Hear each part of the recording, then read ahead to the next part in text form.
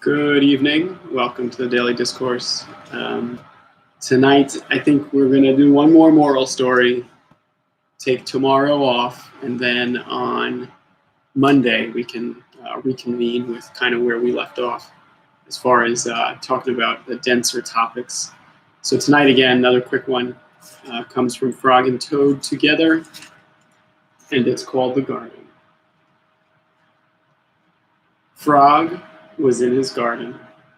Toad came walking by. "What a fine garden you have, Frog," he said. "Yes," said Frog, "it is very nice, but it was hard work." "I wish I had a garden," said Toad. "Here are some flower seeds. Plant them in the ground," said Frog, "and soon you will have a garden." "How soon?" asked Toad. "Quite soon," said Frog.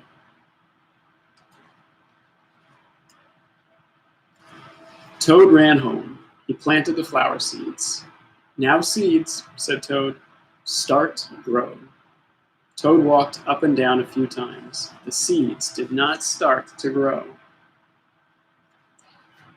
Toad put his head close to the ground and said loudly, "Now seeds, start growing."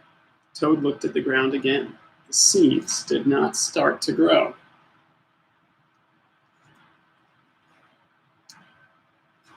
Toad put his head very close to the ground and shouted, "Now seeds, start growing." Frog came running up the path. "What is all this noise?" he asked. "My seeds will not grow," said Toad. "You're shouting too much," said Frog. "Those poor seeds are afraid to grow." "My seeds are afraid to grow?" asked Toad. "Of course," said Frog. "Leave them alone for a few days. Let the sun shine on them. Let the rain fall on them. Soon your seeds will start to grow."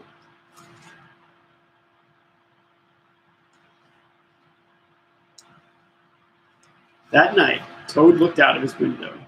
"Drat," said Toad. "My seeds have not started to grow. They must be afraid of the dark." Toad went out to his garden with some candles.